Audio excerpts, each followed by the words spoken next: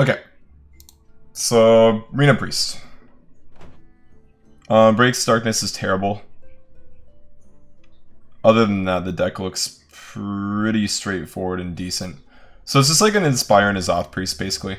So we'll spin it up for one game, see how that goes, and then make some changes. That's basically how I'll be doing it, is just playing one game with it, making some changes. Playing a game with the changes is how the game plan is for this. Okay, Paladin. I don't think I keep Reno. I think I just keep Raza. That's it. I don't think like I'm really afraid of a mid-range Paladin. I kind of want like stuff that interacts with the board a little bit earlier. Cards like Spirit Loss should be really nice. But Reno's just not something that's going to win me the game against this list. Assuming it's Recruit Paladin. It could be like an aggressive variant with Murlocs, but even in that case I'd rather have more early game. Like this. Raza is one of the best cards in the deck, that's why I keep that. The light dims. Protector's fine. Cleric's super insane into this card because it trades so well.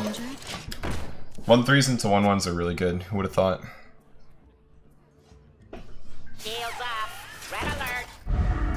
Minibot's good. I might actually just go to my way, bump, Hero Power, and play the Power Word. Let's see what we draw here real quick. Greedy Healing Potion, okay. I am gonna coin the Power Word here. The only time this gets cleared is if he has Rallying Blade on turn 3. I feel like one thing to note already is Greater Healing's not super necessary in a pre-sec like this. It's okay after you play Anduin because you do need to heal after that in a lot of cases. But what I find happens a lot of the time with this card is it's just unnecessary because we already have Reno. Just gonna bump in Hero Power again, draw another card. That's perfectly fine for me. Leaving Brandup's a little bit bad, but I don't think there's too many punishes on turn 4. I'm not too sure what he has in mind really to fuck me up with that. Reporting for duty. Trade.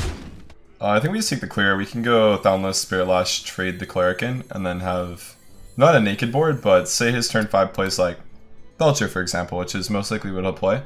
Then we can just go ahead and play Raza on curve and trade favorably.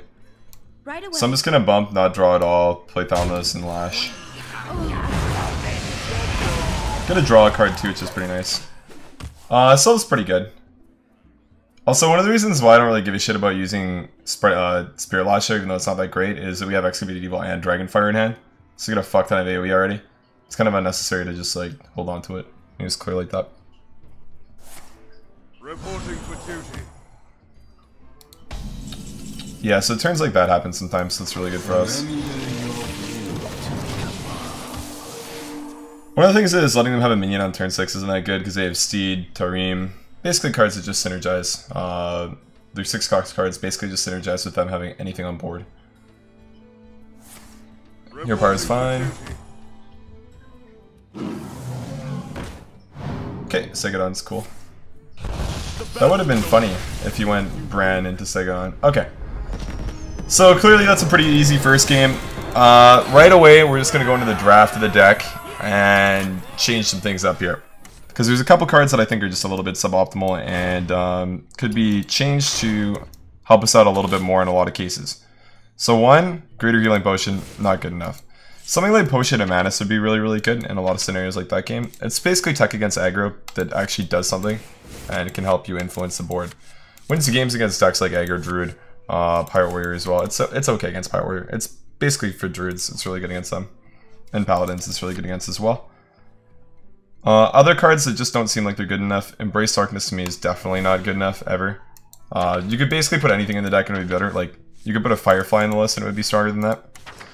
So let's shift around and see what could be better than that. It's turn 4. We don't have any Death Rattle 4 drops. Those are really good. So we're going to want either a Shredder or we're going to want Shifting Shade.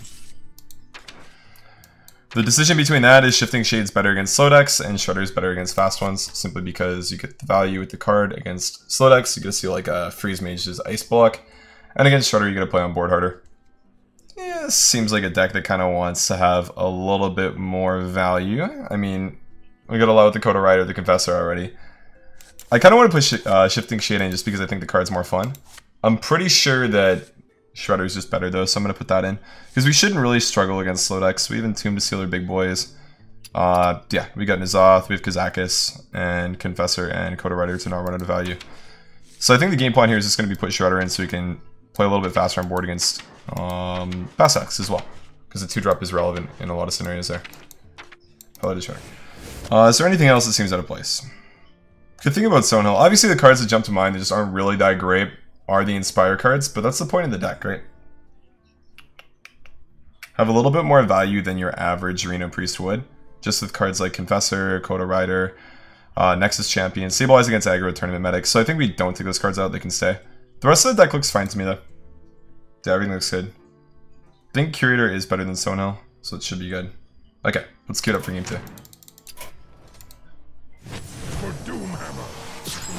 Give me strength.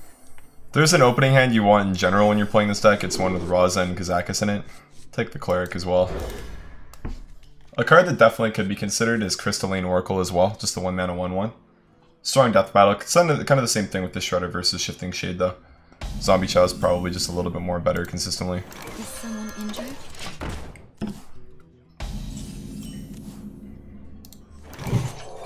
Drop the Power Word. Make this kind of tough to clear.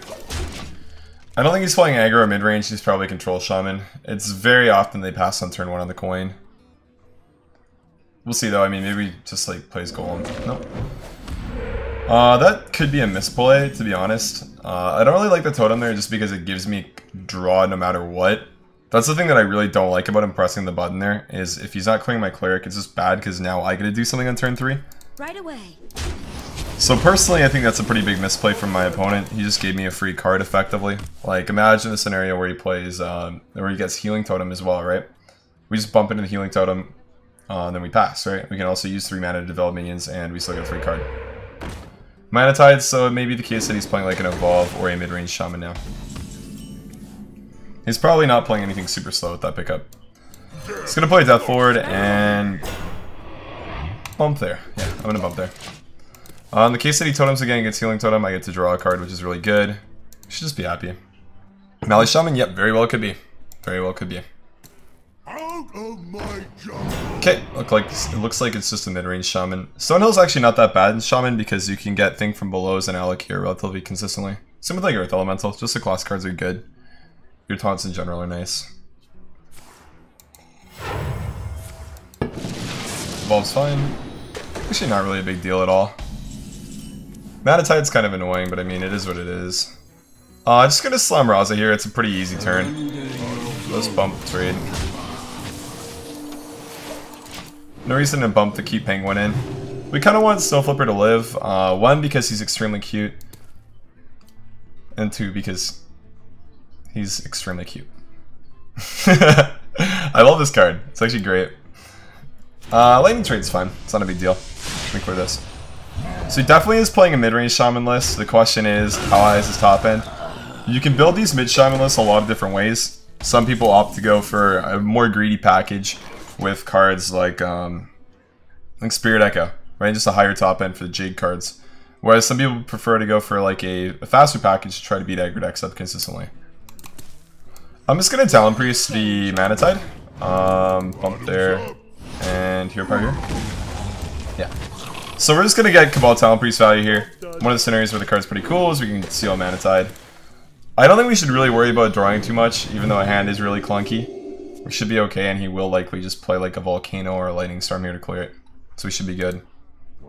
Oh, did I say Talon Priest? Yeah, Shadow Priest. 3-7, oh man. Okay, a lot of different options this turn. Actually, a lot of different options. I personally just like slamming down Confessor because Big Boy Legendaries get me going. So I think we're just gonna Confessor, full trade the 3-7, Hero Power the 4-5. Nice thing about this deck is you can just look at it. You have threats for days, man, especially with the Mana Tide up. We're good to just expend Confessor here, not getting insane value. Just pull out 1 Legendary. I mean, it's not bad, right? 7 mana for a 5-4 and a 6-6. It's nice. This is a must remove too, so it's pretty cool. Okay, Hex is fine. That's like perfectly acceptable. The thing you gotta recognize there is that's not a Hex on Sylvanas or any of your other Death Rattle minions for N'Zoth. Obsidian Statue's gonna stick, all that kind of bullshit. So this guy's still in a pretty bad spot and we're just chilling. Straight up, we're just chilling. I don't think we want to play Anduin. I don't even think we want to play Sylph. I think we're just gonna slam Coda Rider and give it to him. Yeah, so our Res Potion's not very good because he devolved Cleric and Deathlord and he Hex Confessor, so... Resing here is really bad, I'll tell you that much. What Just straight up the is truth. needed? Entomb's a good spell that we can get from Shadow Visions, that's about it though. I kinda just like Soul Pain I Face. have no time for games. Your Power Face, okay. Again, this isn't really a matchup that Sylvanas needs to get insane value in. It's just whatever. The Mana Tide is also putting in work, holy fuck. We're drawn for days. This is one of those scenarios where Tournament Medic isn't that good either. It's pretty good after you play Reaper Anduin though. Even in control matchups, because your opponent can try to burn you down then because you can't heal very much. But it's kind of nice like really late in the game. If you're playing against a really slow deck and you just drop this like when it's one of your last cards going into fatigue, it actually makes a big difference. Okay. Alright. Well, Excavated Evil is a good card. I'll tell you that much. Oh, wow. Okay. Well, that's kind of bad. Could get Dragonfire. If we get Dragonfire, we gotta steal the 4/4. So if we Shadow Visions into Dragonfire, the 4/4 is ours, which is pretty cool. I think we go for that. Yeah, we'll start with that.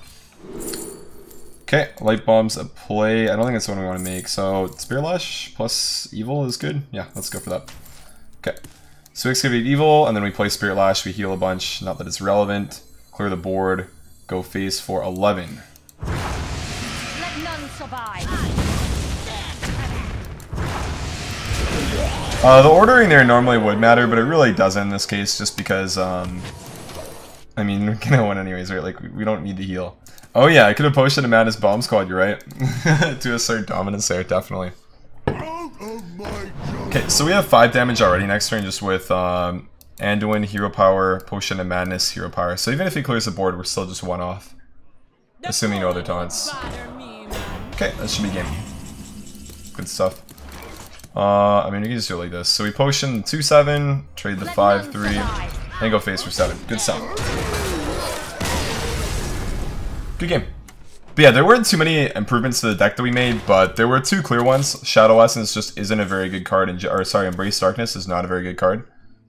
It's actually complete ass. Never run this in your deck, guys.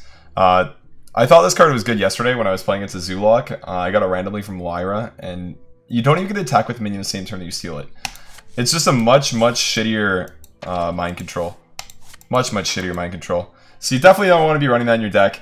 And the other card that we cut... What was the other card that we cut? Greater Healing Potion. It's very unnecessary in this deck. We can look at the list, and you just heal for fucking days, guys. Spirit Lash, Kazakis, Tournament Medic, Raza for the free hero power every turn until you play Shadow Reaper, and Reno. Like, you got a fuck ton of healing. You don't need that. It's a very suboptimal card in the deck. In Standard, it's fine because you don't have Reno, and that's why it's good there, but in Standard, it's not good enough. So that would be the deck that I would recommend playing, Harrion. Thanks for the cool deck. Your Inspired Priests are nice.